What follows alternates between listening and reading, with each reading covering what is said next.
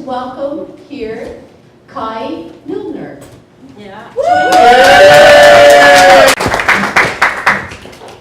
Thank you so much, Peg.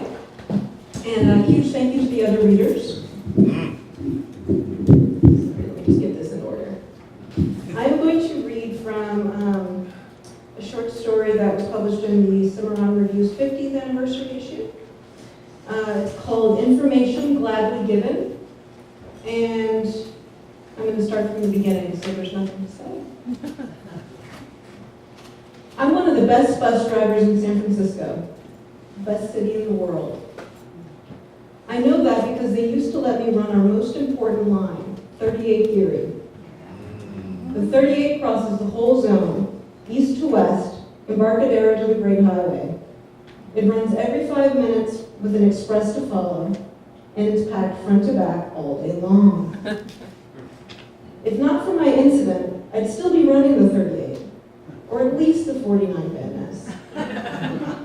Instead, I've got the 53, least important line on the board, and my rep tells me I'm lucky to have it. After what I went through, they want gratitude. They're dreaming. But the good thing about the 53 is I've got plenty of time to think. It's a slow ride over the hills of Potrero, and I never get more than 4 riders per run. They get to spend their commute looking out over the bay. So I figure they can't mind sitting perched on a hill while I pause for my regrets. On the slim chance they don't have any regrets of their own, they can collect some on the downgrade. We all get to the bottom soon enough.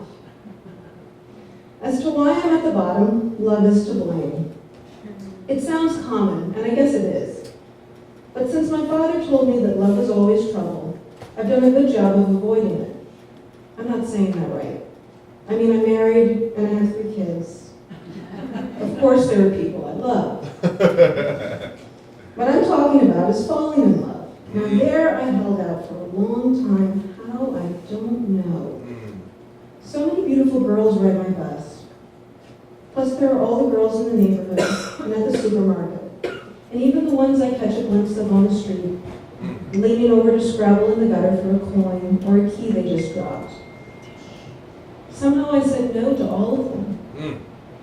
After my daughters, the lady and Goose, were born, I worried about the girlfriends they bring to our house. Fortunately for me, the elves are rough and sporty. They're always climbing trees and breaking ankles and shouting, and their girlfriends are like that too. So I've never had any danger where I expected it. As for my son Ronaldo, I don't worry about him bringing home any girlfriends.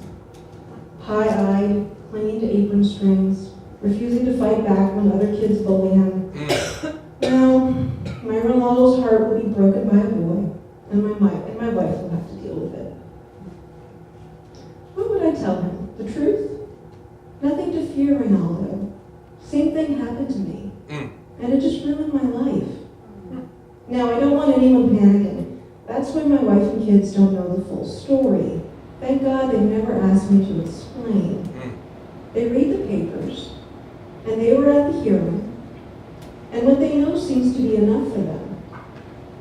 They have their pride, and Jocelyn, my wife, is more conventional than she thinks she is. When I moved up in the rotation a few years ago, she was so proud. She insisted we all go to St. Andrew's for Mass. She even lit 2 candles for me. May you not have to go through bad parts of town, Jocelyn said. She offered up the first candle with determination, like a migrant with a fake passport. The second candle was about bad people. So they don't get on your bus, she said.